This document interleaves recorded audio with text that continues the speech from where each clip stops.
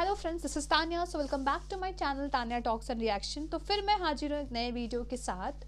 और आज के वीडियो का टाइटल है you must know about Joshimath, India's town near China border is sinking. ये वर्ल्ड अफेयर्स की वीडियो है। वीडियो का जो ओरिजिनल लिंक मैं डिस्क्रिप्शन बॉक्स में डाल दूंगी, आप वहाँ जाके ओरिजिनल चैनल को भी सपोर्ट करिए फ्रेंड्स। और हाँ फ्रेंड्स, अगर आपको मेरी वीडियोज़ अच्छी लगती है तो प्लीज़ मेरी वीडियो को लाइक करिए, चैनल को सब्सक्राइब करिए और शेयर करिए अपने फ्रेंड्स और फैमिली के साथ। सो फ्रेंड्स, आपको ये पता होगा कि ये जो टॉपिक है जोशीमठ वाला आजकल बहुत न्यूज़ में है, बहुत और ये सारी चीज़ें न्यूज़ में तब आती हैं जब कांड हो जाता है। पहले government is not aware, people are not aware. मतलब मैं बता रही हूँ, जितनी भी रिलीजियस साइट्स हैं या देयर अ डिफरेंस बिटवीन पिलग्रिज्म और जो टूरिज्म, तो उन दोनों को मिक्स नहीं करना चाहिए। बिकॉज जहाँ जो जो पिलग्रिमेज साइट होते हैं वहाँ पे वी हैव और स्पिरिचुअल और our religious connections. They are not just tourist site where people visit just for fun. उनको और टूरिस्ट दोनों को अलग रखना चाहिए। पर government nowadays are trying to combine the things which might which might result in a bad way. कुछ चीज़ों में वो बहुत अच्छा भी कर रहे हैं कि हमें बहुत ज़्यादा पैसे मिल रहे हैं, टूरिस्ट अट्रैक्शन बढ़ रहा है। जैसे आपको पता है बहुत सारे एग्जाम्पल्स ऐसे हैं।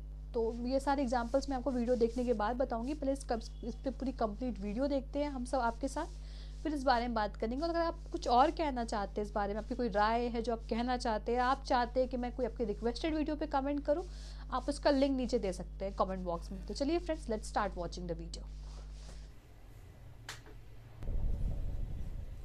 नमस्कार and welcome you all to world affairs. मैं हूं प्रशांत धवन। नाउ अगर आप करंट अफेयर्स को थोड़ा बहुत फॉलो करते हैं, आर्टिकल्स पढ़ते हैं, तो आपने लगातार इस जगह का नाम सुना होगा, जोशीमठ। इस पर बहुत से आर्टिकल्स पब्लिश हुए हैं कि चाइना बॉर्डर के करीब इंडिया का एक बहुत ही इंपॉर्टेंट टाउन डूब रहा है। लिटरली ये डूब रहा है।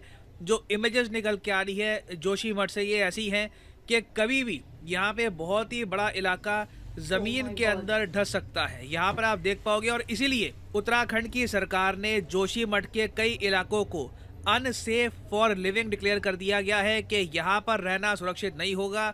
करीब 60 परिवार है, इनका इवैक्यूएशन भी जारी है, मतलब कि इनको यहाँ से निकाला जा रहा है। और ओवरऑल इस पूरे इलाके में आप अगर देखोगे तो 600 के आसपास घर हैं जहाँ पर कहीं ना कहीं आपको बड़े क्रैक्स दिखेंगे। साफ साफ लगेगा कि धरती में ना प्रॉब्लम है। यहाँ पर कल को कोई बड़ा एक्सीडेंट हो सकता है। और जब स्थिति इतनी खराब हो तो यहाँ पे आप समझ सकते हैं प्राइम मिनिस्टर मोदी पर्सनली खुद कर रहे हैं मॉनिटर कि जोशीमठ में हो क्या रहा है और सिचुएशन कैसे हम और जरा बेहतर बना सकते हैं। ना पहली बात तो जोशीमठ को आपको भी मैप पे दिखाता हूँ, ये इलाका है कहाँ पर। वैसे ये जान लीजिए, जो टाउन मैं आपको दिखाऊंगा इसकी आबादी बहुत कम है। सिर्फ 16,700 के आसपास लोग यहाँ पर रहते हैं अकॉर्डिंग टू गवर्नमेंट डेटा।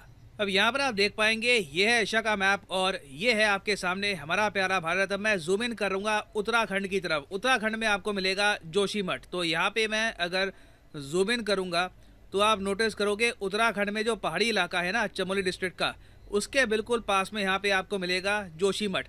अब दूर से ही आप देख सकते हैं बहुत ज़्यादा पहाड़ी इलाका है। और हो यहाँ पर क्या रहा है कि जो घर बहुत ज़्यादा पहाड़ों के करीब है ना, स्लोप पे है, ये धीरे धीरे नीचे धंसते जा रहे हैं। और एक आप कह लीजिए डर ऐसा ये है कि एक बहुत ही बड़ा हिस्सा ना यहाँ पर बिल्कुल जमीन के अंदर दब ना जाए। और वैसे अगर आप सोच रहे हैं वेट, जोशीमठ ये नाम सुना था 2021 में भी न्यूज़ में था ना, तो हाँ बिल्कुल 2021 में ये एरिया न्यूज़ में इसलिए था क्योंकि एक ग्लेशियल लेक आउटबर्स्ट यहाँ पर हुआ था। ग्लेशियल लेक आउटबर्स्ट के बारे में समझ लो क्या होता है। अब इधर आप देखोगे बहुत सारे आपको पहाड़ दिखेंगे, पहाड़ों पे बर्फ जमी हुई है। तो ग्लेशियर लेक आउटबर्स्ट में क्या होगा, एग्जाम्पल के लिए मैं आपको बता रहा हूँ हाइपोथेटिकली स्पीकिंग। मान लो ये यहाँ पर पहाड़ है ना, और यहाँ पे पहाड़ के पास एक लेक बनी हुई है, ठीक है। टेम्परेचर ऊपर नीचे होता है, काफ़ी बार बर्फ यहाँ पर पिघल जाती है थोड़ी बहुत, तो एक लेक भी यहाँ पर बन जाती है। अब अचानक से इमेजिन करो कि जो एक बहुत ही बड़ा ग्लेशियर, एक आप कह लो बहुत बड़ा बर्फ का टुकड़ा जो जमा हुआ है इन पहाड़ों के ऊपर, ये गिर जाता है। बहुत बड़ा टुकड़ा अगर यहाँ पर गिरेगा तो क्या होगा, अचानक से इस लेक से जो पानी है ना, ये बर्स्ट होकर बाहर निकलेगा। और फिर जो नदियाँ नीचे यहाँ पर जा रही है इन शहरों में, छोटे छोटे टाउन्स में, यहाँ पे आएगा बहुत ज़्यादा भाव और फ्लड्स होंगे, बाढ़ आ जाएगी। रास्ते में जो भी घर होंगे, जो भी कुछ बैरिकेड होंगे, सब टूट जाएंगे और तबाही होगी। 2021 में भी यही हुआ था कि नंदा देवी पर्वत के आसपास एक ग्लेशियर लेक आउटबर्स्ट हुआ और उस टाइम देखा गया कि जोशीमठ में भी कई लोगों की मौत हुई थी अनफॉर्चुनेटली। मगर आज के समय 2023 में जो हो रहा है ना, ये 2021 के संकट से काफ़ी डिफरेंट है। हालांकि मुझे ये बोलना पड़ेगा कि जोशीमठ में हमेशा थोड़ा बहुत इश्यूज रहते हैं, क्योंकि जैसे जैसे यहाँ पे आबादी बढ़ रही है ना, तो जब भी कुछ नेचुरल डिजास्टर होता है तो लोगों की मौत होगी, क्योंकि लगातार यहाँ पे अर्बनाइजेशन हो रही है, आबादी बढ़ रही है। और अभी रिसेंटली देखा गया कि जोशीमठ के बहुत सारे इलाके को लैंडस्लाइड सब्सिडेंस जोन डिक्लेयर कर दिया गया। अब ये जो वर्ड है ना, सब्सिडेंस जोन, ये काफ़ी जगह यूज होता है। सब्सिडेंस जोन डिक्लेयर होते हैं यूएसए में, इवन काफ़ी बार यूरोप के कई इलाकों में भी। और यूजुअली देखा जाता है 90% जो केसेस है ना, उसमें ये होता है कि मान लो जी एक एरिया है, वहाँ पर बहुत सारे ह्यूमन बींग्स ने सेटलमेंट्स बना ली, बिल्डिंग्स बना ली, वहाँ पे आबादी लगातार बढ़ रही है। तो जब आबादी बढ़ेगी तो पानी की जो कंजम्पशन है ना, पानी की खपत, ये भी बढ़ेगी। और काफ़ी बार लोग पानी लेते कहाँ से हैं? ग्राउंड वाटर से। और जब आप ग्राउंड वाटर लगातार निकालते रहते हो ना काफ़ी बार, तो नीचे का जो एरिया है ये हिलना स्टार्ट हो जाता है। कई बार इलाके ऐसे भी होते हैं जहाँ पर ग्राउंड वाटर आप जब बहुत सारा निकाल दो ना, तो जो वहाँ पे सेडिमेंट्री रॉक्स थे वो हिलना स्टार्ट कर देते हैं, और उसकी वजह से ऊपर की सतह पे आ जाते हैं क्रैक। और एक डर बैठ जाता है कि पूरा जो ये इलाका जो बसा दिया ह्यूमन बींग्स ने, ये बिल्कुल ज़मीन के अंदर धंस ना जाए, ये डूब ना जाए। जी हाँ, पूरे शहर, पूरे टाउन डूब सकते हैं सब्सिडेंस जोन डिक्लेयर होने के बाद। और यहाँ पे आप देख पाओगे Joshimath declared landslide subsidence zone. और लोग अभी दिल्ली हाई कोर्ट में प्ली डाल रहे हैं कि प्लीज़ आप एक प्रोब करिए, आप यहाँ पर जांच पड़ताल करिए कि हुआ कैसे, कैसे लोगों के घरों पे इतने बड़े बड़े क्रैक आम बात हो गई है वहाँ पर। और लोग यहाँ पे अब कांस्टेंट फियर में हैं कि कभी भी कोई अनहोनी ना हो जाए ना। मुझे यहाँ पर ऐड करना पड़ेगा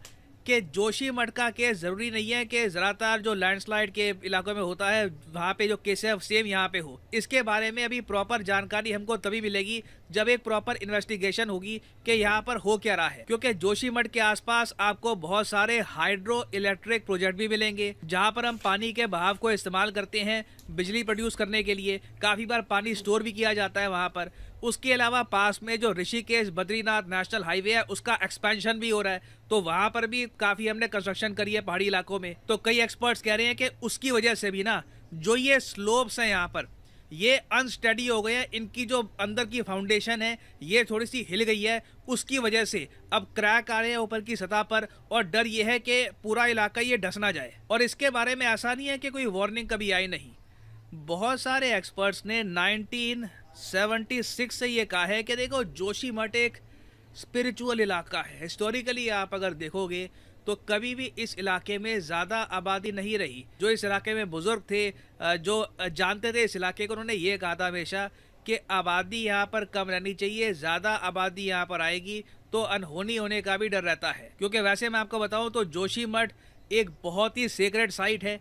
यहाँ पे जो मठ है ना ये एस्टैब्लिश किया था आदि शंकराचार्य जी ने। नॉर्थ इंडिया में बहुत ही इंपॉर्टेंट मठ है, 2 बहुत ही इंपॉर्टेंट मंदिर आपको यहाँ पर मिलेंगे। और बताया जाता है कि आदि शंकराचार्य जी ने पास में ही एक केव है वहाँ पर तपस्या भी करी थी। तो आप वैसे सोच कर देखिए कितने सारे ट्रैवलर श्रद्धालु यहाँ पर आना चाहेंगे। मगर हमेशा से आपके लिए वो एक एंशिएंट विजडम है, एंशिएंट नॉलेज है कि जोशीमठ में आबादी कम रखनी चाहिए। मगर पिछले कुछ सालों में हमने देखा है कि यहाँ पर हुई है रैपिड अर्बनाइजेशन, आबादी लगातार बढ़ रही है। उसके अलावा देखो जो लोग परमानेंटली यहाँ पर रहते हैं वो तो फिर भी कम है।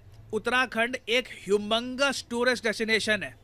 पूरे नॉर्थ इंडिया से ना बहुत से लोग करोड़ों की संख्या में काफी बार जाते हैं उत्तराखंड में। तो कई लोग ऑब्वियसली एज ट्रैवलर्स जोशीमठ में भी जाते हैं। तो ये भी यहाँ पर कहा जा रहा है कि जो ट्रैवलर्स की संख्या है उसने भी हो सकता है कि बहुत ही बड़ा रोल प्ले किया हो करंट सिचुएशन में। अब यहाँ पर आप पूछेंगे मगर जोशीमठ से चाइना की जो बॉर्डर है इसके काफी जरा करीब है, तो क्या इससे कुछ स्ट्रेटेजिक लॉस इंडिया को हो सकता है? देखो मैं यहाँ पर ये कहूँगा, अभी तो एक आर्मी कैंप भी है जोशीमठ में, बिल्कुल इसके पास में ही है। वहाँ पर भी बहुत सारी बिल्डिंग्स हैं, उधर भी देखे गए हैं क्रैक्स, तो चिंता वहाँ पर भी है। बट हमारे लिए ये एक लेसन है। अभी भी मैं ये नहीं कहूँगा कि कुछ डिजास्टर हो गया है, ये हमारे लिए लेसन है कि उत्तराखंड को, स्पेशली उत्तराखंड के नॉर्दर्न एरिया को जो चाइना के साथ बॉर्डर शेयर करता है, इस एरिया को हमें किस तरीके से ट्रीट करना चाहिए। यहाँ पे अर्बनाइजेशन अगर इंफ्रास्ट्रक्चर बिल्ड करना भी है तो बहुत ज़्यादा सोच समझ कर रिसर्च वर्क करके हमें आराम आराम से यहाँ पे आगे बढ़ना होगा। क्योंकि ज़मीन यहाँ पर बहुत ही फ्रेजाइल है, अगर हमने ज़्यादा कुछ यहाँ पर छेड़छाड़ करी तो जो जोशीमठ में हुआ है वो चाइना की बॉर्डर के पास के बहुत सारे और जो गांव हैं, जो शहर है, वहां पर भी हो सकता है। कोई बड़ी बात नहीं है, it can repeat in other places as well. और इवन चाइना की साइड भी आप अगर देखो तो 2022 में, उसके अलावा 2018 में बहुत बार यहाँ पर लैंडस्लाइड आ रखी है। चाइना ने भी एक लेसन सीखा है कि रैपिड अर्बनाइजेशन इस इलाके के आसपास नहीं करनी चाहिए, और अगर आप मदर नेचर के इस नियम को तोड़ोगे तो मदर नेचर आपको दंडित करेगी। तो अभी देखिए, जोशीमठ का टॉपिक न्यूज में रहने वाला है, इस पर बहुत सी रिपोर्ट्स पब्लिश होंगी, सरकार भी अपनी तरफ से बताएगी कि इनके हिसाब से हुआ यहाँ पर क्या है, क्यों इतने बड़े बड़े मैसिव क्रैक्स आ गए। तो इन द फ्यूचर मैं इस टॉपिक से रिलेटेड अपडेटेड वीडियोस लाता रहूंगा। उम्मीद यहाँ पर यही है कि ये शहर डूब ना जाए, यहाँ पर जेन्युइनली बड़े स्केल पर लैंडस्लाइड ना हो जाए, सिंकिंग ना हो जाए, इससे बहुत ही ज़्यादा नुकसान होगा। Hope everything remains normal. और फाइनली यहाँ पर मैं ये भी ऐड कर दूं कि आप किसी भी एग्जाम की तैयारी कर रहे हैं, चाहे SSC, UPSC, bank, any examination, comment section में जाइए, यहाँ पे आपको मिलेगी list. For example, let's say आप प्रिपेयर कर रहे हैं फॉर यूपीएससी, क्लिक करिए यूपीएससी के लिंक पर और यहाँ पे आप परचेज कर पाएंगे अनअकैडमी का यूपीएससी कोर्स। सिंपली यहाँ पे आपको क्लिक करना है प्लस पर, और यहाँ पे जो भी प्राइसेस लिखे हैं ये पे करने की जरूरत नहीं है। सिंपली यहाँ पे आपको कोड यूज करना है PD10 और अपने आप प्राइसेस गिरना यहाँ पर स्टार्ट हो जाएंगे। You will be able to save a lot of money, so use the code PD10 and start saving money. So इसी नोट के साथ ये है वीडियो का अंत। Thank you for listening and as always, God bless you all.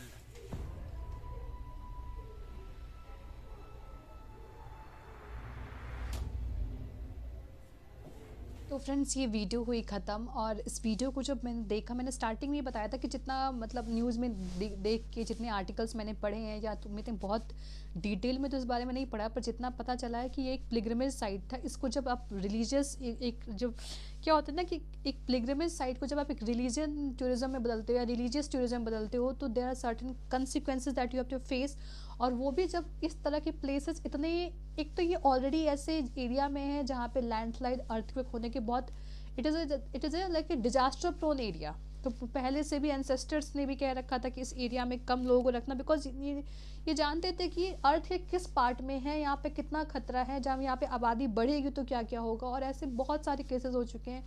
I think Uttarakhand में भी राम झूला या लक्ष्मण झूला में ऐसा केस हो चुका था कि लोग, उसमें बहुत सारे लोग चढ़ गए तो झूले पे, और झूला ऐसे हल्का हल्का हिलता रहता है, लाइक वो एक ब्रिज है, वो हल्का हल्का हिलता रहता है, तो बहुत सारे लोग चढ़ गए तो ब्रिज टूटने के, पता नहीं टूट गया था या टूटने के कगार पे हो गया। तो इस तरह के इंसिडेंसेस हो रहे हैं। तो या तो गवर्नमेंट को रेगुलेट करना चाहिए या एक लिमिटेड लोग को पास देना चाहिए। मान लो कि जैसे रिलीजियस प्लेसेस हैं तो वहाँ पे एक लिमिटेड लोग जा सकते हैं, जैसे मान लो in the month of Feb इतने ही लोग जा सकते हैं। तो फर्स्ट कम फर्स्ट सर्व वाला सीन होना चाहिए, क्योंकि इससे क्या है कि उस प्लेस की जो सेक्रेडनेस है वो भी बची रहेगी, उस प्लेस की जो मान्यता है, जो उसकी डिवाइन वाइब्स है वो भी बची रहेंगी, साथ साथ में वो प्लेस पॉल्यूटेड भी नहीं होगा, और जितने भक्तजन आएंगे उस प्लेस, उस नेचुरल ब्यूटी का ही मजा आराम से ले सकते हैं, उस प्लेस को ही फील कर सकते हैं।